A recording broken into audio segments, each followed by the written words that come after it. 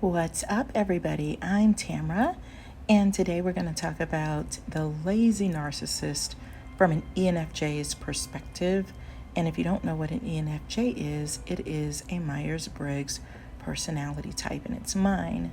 And so I hope this video helps someone out there today who's struggling with someone whose behavior they don't understand. So what is the lazy narcissist? I think there's a couple of different versions of them that could be slightly different. One of them could just be narcissistic. The other one could have narcissism and borderline personality disorder. Basically, the one that has borderline in them, they're going to be more clingy and more obsessive than the other one. The other one will be more independent in some ways, but both types are dependent in many ways. They are deeply insecure. Everyone has insecurities, but these people take insecurity to another level.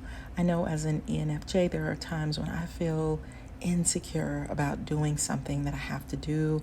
I feel really shy. I feel like I don't quite know what I'm doing, but either, for the most part, I will jump out there and get it done, push through it, and I won't even share with anyone that I'm really feeling that way. I just do the best that I can and hope that it turns out right. I may need to study a little bit more. I might need to do some research. I might need to prepare some note cards. I need to do some things so that I feel more confident in what I'm doing, or I have to pump myself up and psych myself out. But these people's insecurity is different. Insecure is when you're not confident or assured, you're uncertain, or you feel anxious. Lack of self-confidence, self-esteem, and self-worth, like they are unable or ill-equipped to cope with stressors, generally uncertain about the world, anxious about their relationships with others. So most people feel insecure at times. You have moments. These people live, these lazy narcissists, they are lacking, they feel insecure constantly, but it's a different type of insecurity. You may not blatantly see it. What they present as is confident or big talkers, or like they're laid back, calm, they have it all under control, and they may use a lot of bullying tactics to cover for it. There is a deep-rooted, deep-seated insecurity in everything they do. Though they're deeply insecure, they seek leadership positions. Why? Because it equates to power. But that power also equates to bullying people because they're too insecure to complete tasks. I heard one of these type of narcissists say that she was a perfectionist. So what is a perfectionist? Perfectionism is a broad personality style characterized by a person's concern with striving for flawlessness and perfection is accompanied by critical self-evaluations and concerns regarding others' evaluations. So a lot of people say that they are perfectionist. When you see perfection, it means that they're kind of rigid. They want to do everything right. They want to do it correctly and neatly, but they still manage to do it.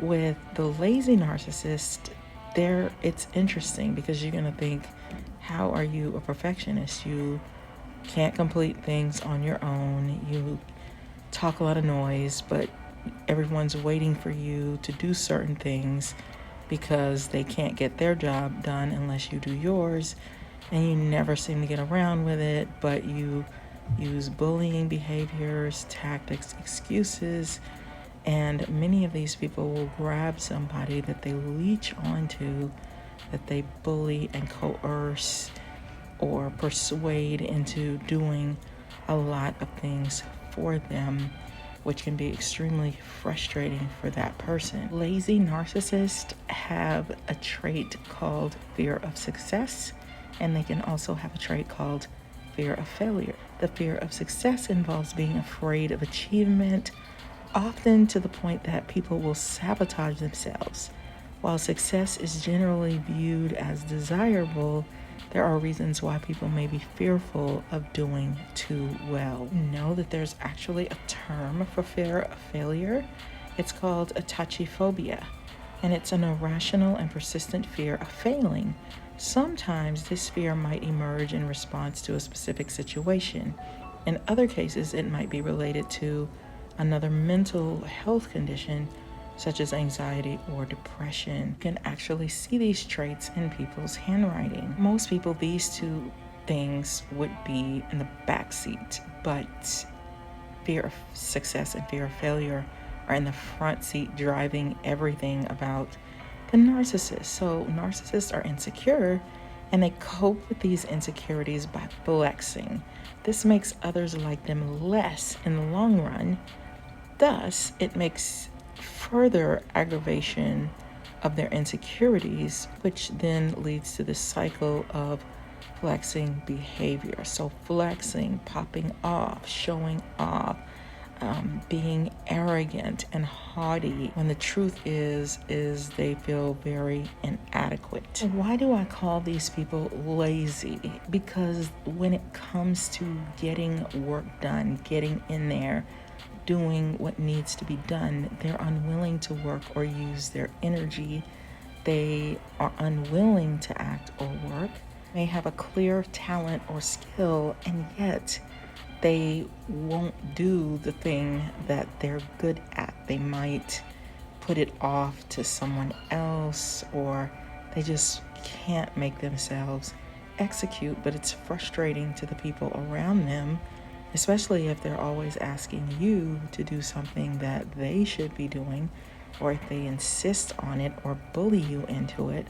So a lazy person is capable of carrying out some activities, but instead he carries out the activity perfunctorily or engages in some other less strenuous or less boring activity and remains idle. We all be lazy, absolutely, but this is to an extreme degree. This is when a person is inactive, won't move, won't take steps, won't do the thing that they're very capable of. And it's probably not because of their energy level. It's because A, they feel like they should be catered to. If they're a narcissist, you should be doing these things for me. I'm the king, I'm the queen. Or there's that level of perfectionism that is keeping them from moving forward. They just can't do it. It's like telling somebody, step over this stick that's on the ground, and they just can't do it. It's a mental thing. But they're going to front, they're going to pose, they're going to act like they're all that, when the truth is there's something in their minds that's keeping them from doing it. And usually they are quite intelligent or creative and capable, and you just wonder, okay, why aren't you doing this? Why are you bullying someone into doing something that you're capable of doing? It's because fear of failure, fear of success, they can't handle that. There's already a deep self-hatred, and you can watch some of my other videos on how narcissism is created in the first place for many people. They may have been severely punished. They may have been impoverished. They may have been severely criticized at a very early age. Something keeps them from making that step. But if you've ever had to work with a lazy narcissist, it can really, everyone is being punished, basically. These people are fantastic at, that comes very natural to them, and that they are very willing to do, is punishing behavior. Punishment in relationships is when one partner purposefully tries to make the other feel bad about an action or behavior that they disapprove of. When you're punishing your partner, you want to teach them a lesson about something they did so they won't do it again in the future. Or you're a boss and you are constantly punishing people for not doing or meeting your needs. It's not that they're not living up to their own standards. You're making your work their standard. So in other words, you have a set of work to do.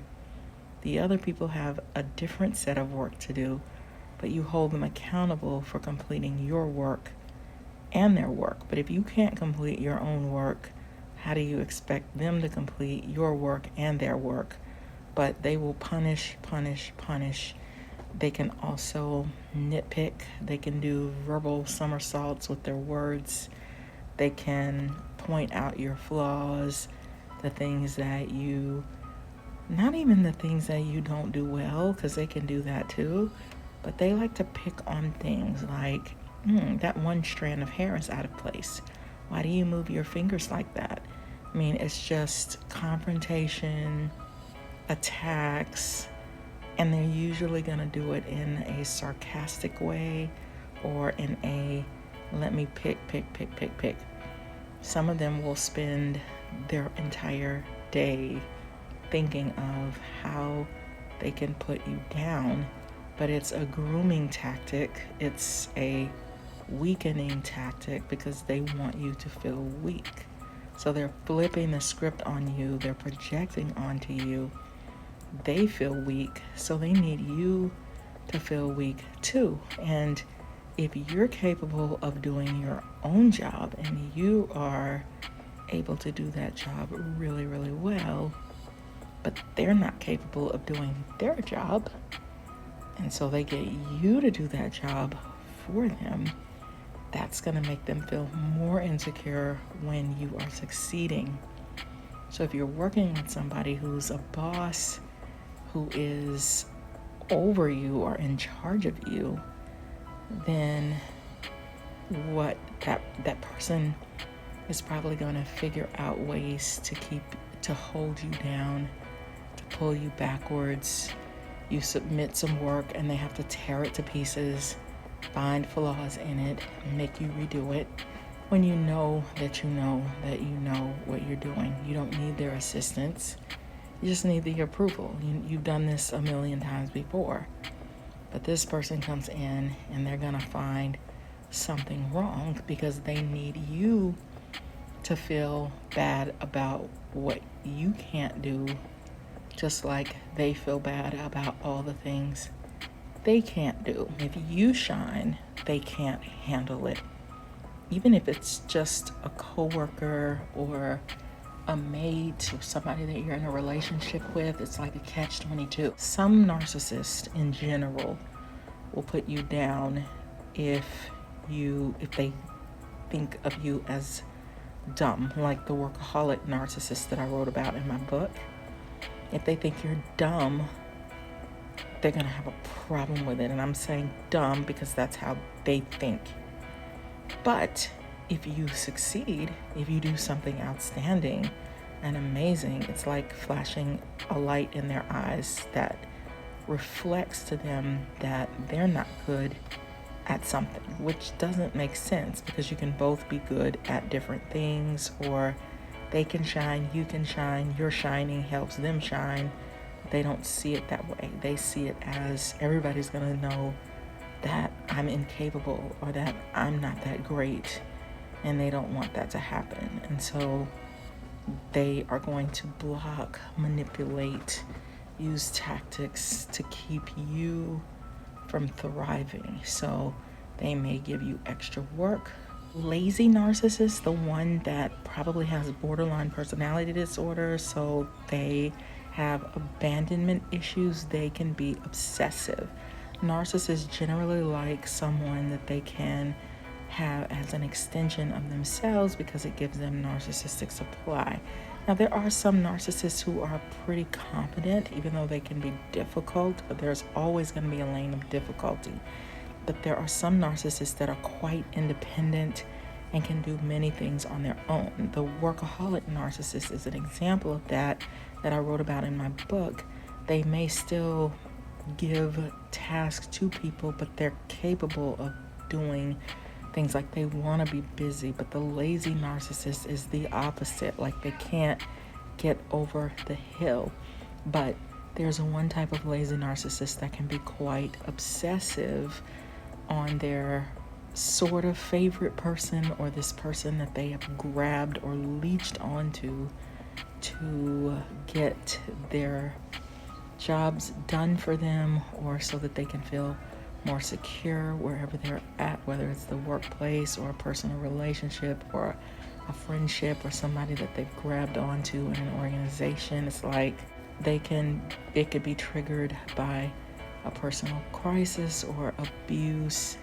That's generally where narcissism comes from. So if someone is obsessed with something, that means that they have distressing emotions such as anxiety or disgust, or some narcissists who have this feeling in the back of their minds that you're not doing anything, like in the workplace or in the home. They like to punish people, but they also like to give tasks to people. They like to be controlling of people. If someone is obsessed with you, that means that they are lacking in some area, that they are afraid of losing something if they have to be that locked into you.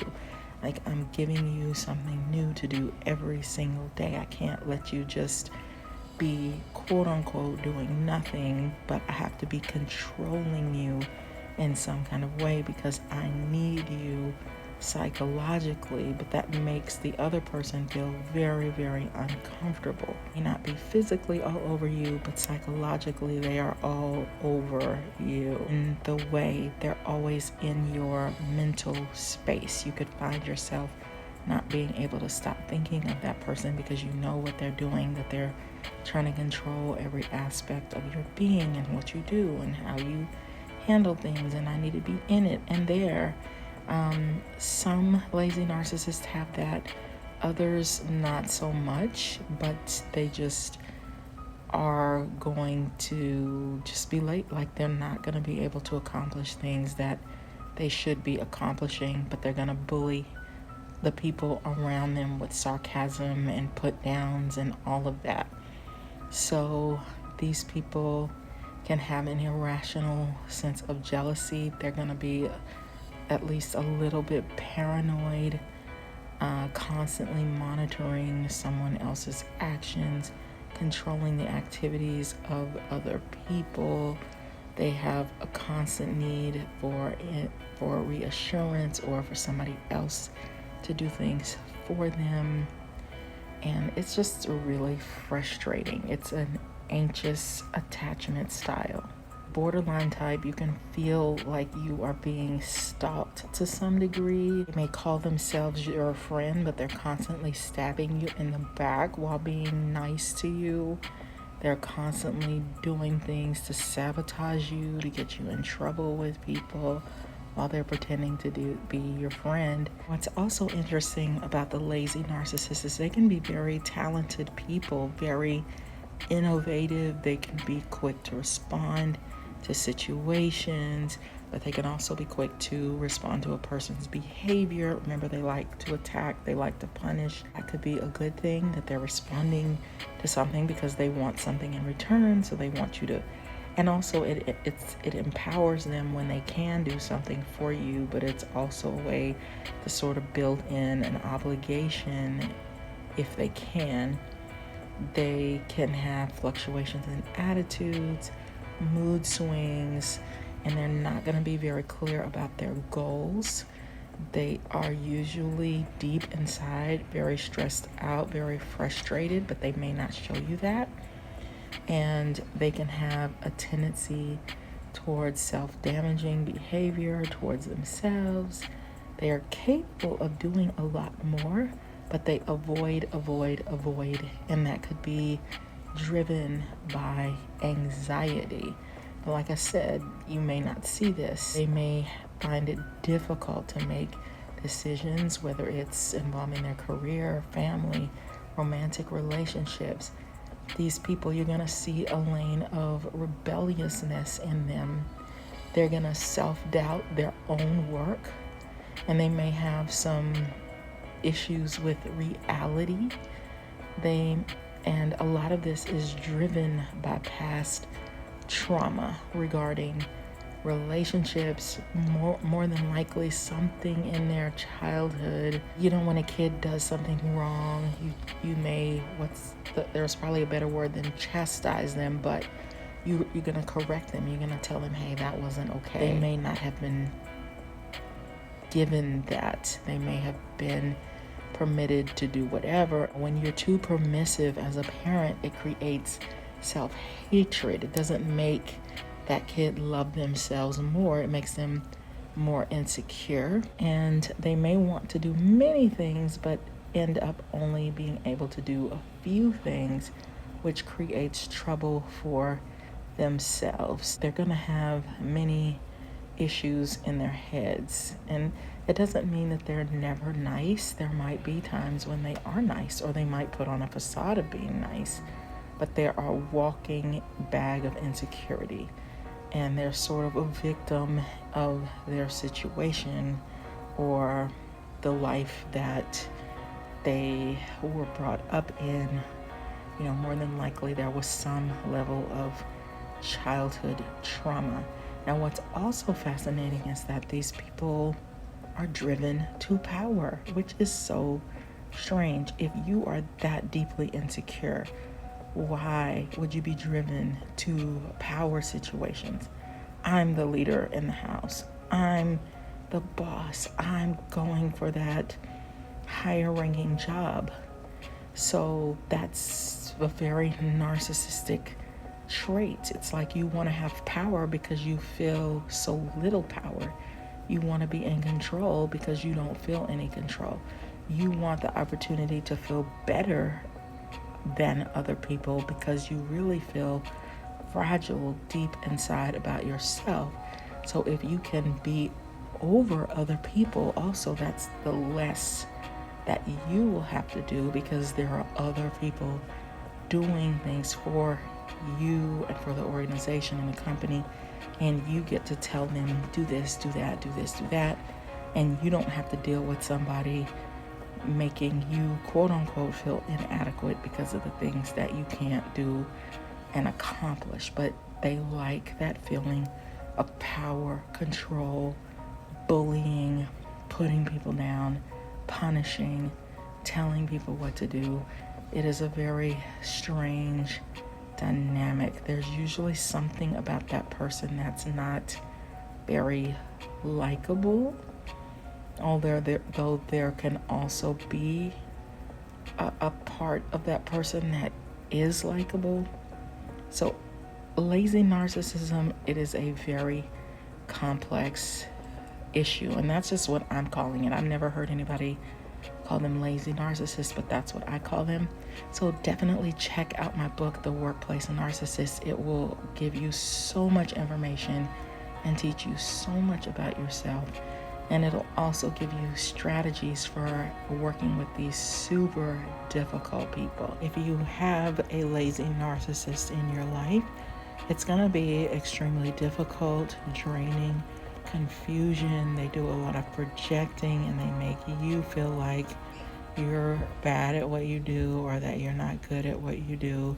They can start to whittle down your self-esteem and make you feel like you're not as capable as you are. So you have to constantly remind yourself that, you know what, I am good, I am worthy, I am capable. It's this person that is a full-time job that I can't get away from.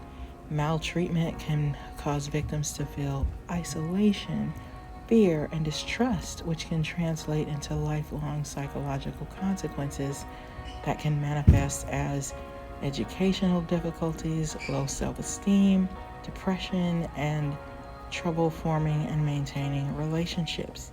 An abused person may feel a sense of hopelessness or despair, as well as resentment, guilt, or disgust. And there may be a decline in self-care and a loss of interest in things that the person used to look forward to, especially when those things you would do are with the abuser. So you can develop anhedonia, which is, when you don't really enjoy anything anymore. So it's definitely a very confusing thing to have to deal with, especially if the person is in control or they're in a power position. It can make you feel very helpless because you know what's going on, but you feel powerless to do anything about it. As an ENFJ, I tend to deeply feel the sorrows of other people, their sadness, their hurts. I can feel them very, very deep inside. And so I think it also makes me like a great target for people who are dysfunctional because they sense that and they want to be saved. And if I'm looking at these people, like the lazy narcissist from the outside looking in, I can feel great sympathy for them, great empathy.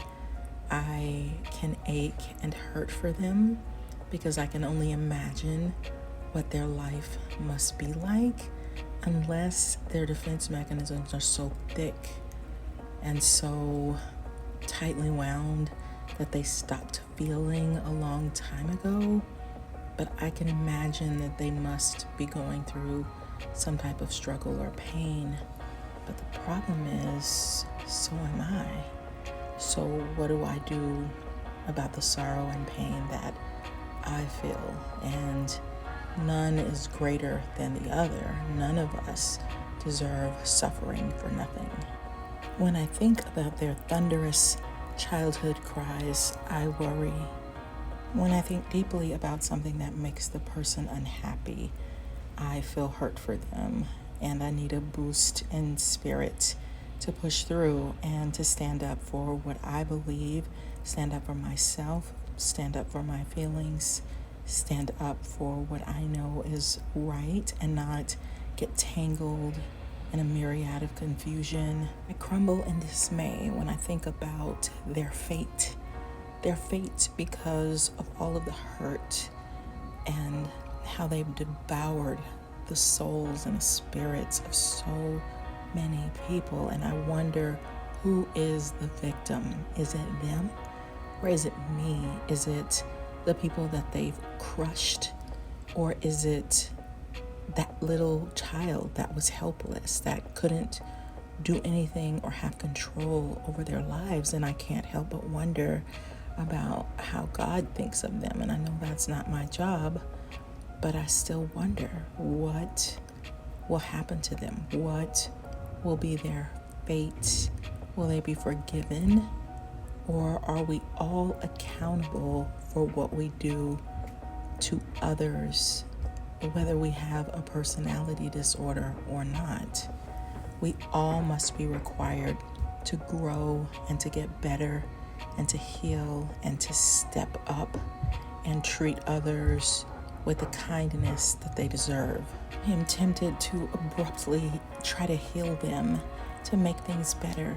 And I have had the pleasure of helping some people with personality disorders to get better, but that takes a lot of work, and it also takes a willingness on the other person's part, and it takes digging on my behalf, and sometimes it's just not appropriate for me to step in that way.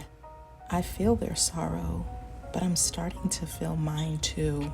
And even though I ache for them, I'm aching for me too. And I'm aching for the victims who don't understand why they have been the victim of such abuse. But what is the motivation for wanting to heal someone who never says sorry, who never says thank you, who never says forgive me? I did something wrong. What is the motive? Is it to get them off my back and your back so that they can leave us alone and we can live in peace and harmony and joy and not have to stress and struggle because someone doesn't know or have the capacity to love the way that we do? So what do we do about these lazy narcissists? How do we protect ourselves? You tell me. Be sure to subscribe to my channel. Leave in the comment section if there's something that resonated with you or that you need help with regard to these people. And I will see you on the next video. Bye.